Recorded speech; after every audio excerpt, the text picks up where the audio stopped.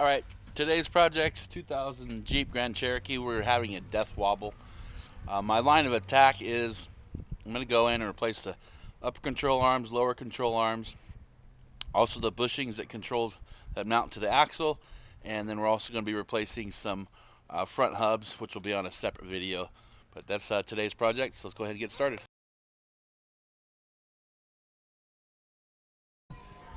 Alright, so what I've done is jacked it up, and I put the jack stands right underneath. You see there? Here is the driver's side lower control arm. Goes down and it bolts right there. And then the upper, take you over here to the other side. Apologize, it's kind of a hard angle to get a shot for you guys. So there's the upper, and then it connects back there to the frame. And then over here on the passenger side, here's the upper control arm. You see that? And then it connects up there to the back of the frame as well. So we're going to be doing those.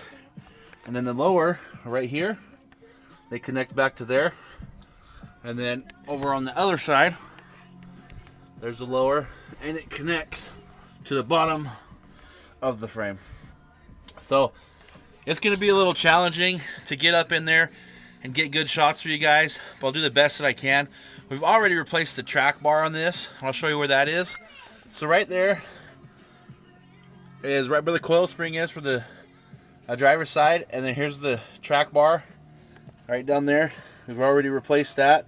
Now it's a good idea when you're doing this to spray everything with a little bit of liquid wrench so the bolts break loose. We'll go ahead and get started. Trying to kind of show you guys where the parts were and what we were actually replacing. It was pretty easy. I just removed the wheel and I remove this bolt here.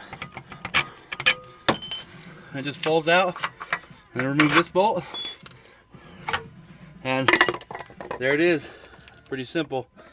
On the lower, I've never done this before, so the next one's going to be removing this upper right here. You see that?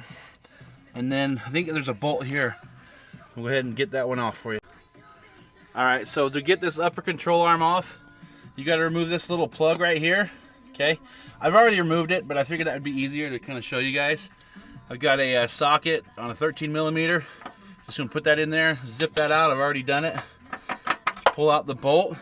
On the other side of this, you have a little wing nut. If it doesn't work, it's just a 15mm. Sometimes those things break off. Okay, and then down here, you have one more bolt. And I'll show you what the bolt looks like. It's a T50, so that's what you're trying to get off. T50 on this side, and then it's a 13mm on the other side. And once you get those off, just make sure you have the axle jacked up. You want to make sure you have something on there, otherwise it's going to fall on you, and then it just falls out. It's pretty easy,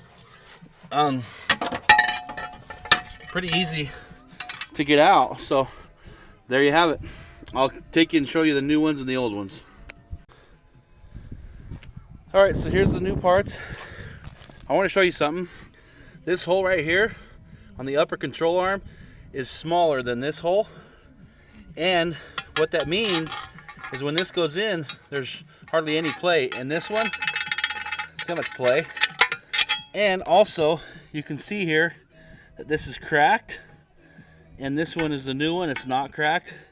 And if I can actually move it by hand. And this one here, there is no budging on it. So this is definitely causing or helping cause the death wobble. So here's the lower control arm. They're a little bit more beefy.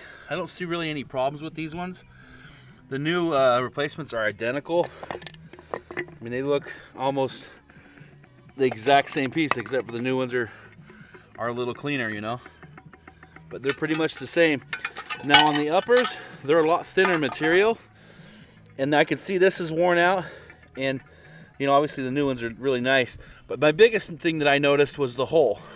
So you can see that hole is quite substantially smaller than the old ones, because what's happened is these, when the death wobble hits, these things wobble around like this. The bolts kind of wobble back and forth, and it hollows those out. That's kind of what helps, you know, cause that problem. So this took probably, I don't know, maybe 30 or 40 minutes to get both of those out on the driver's side.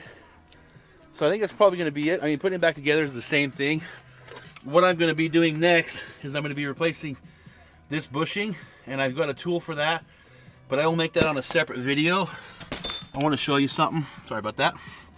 This, see that thing? Can you guys see how much I can move that thing? That is a huge, huge problem.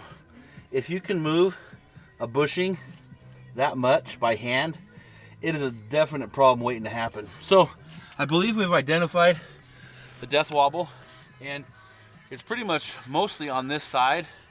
I'm not going to film the other side just because it's the same process. They're the exact same part on the other side, even the part numbers that I ordered. And I'll even put a link below the company that I ordered these control arms from. They were actually really inexpensive. So I priced them out at the dealer. It was like 400 bucks, and I was able to get them from this supplier. I'll have to get the information and put it in the link down below. But I think control arms were like 120 bucks, something simple for all four. So hopefully that's going to be it for this video. Please stay tuned for the other ones. We're going to be doing the ball joints, or not the ball joints, but we're going to be doing the hubs right here, and also these bushings on both sides. So please rate, subscribe, and comment, and let me know what you think.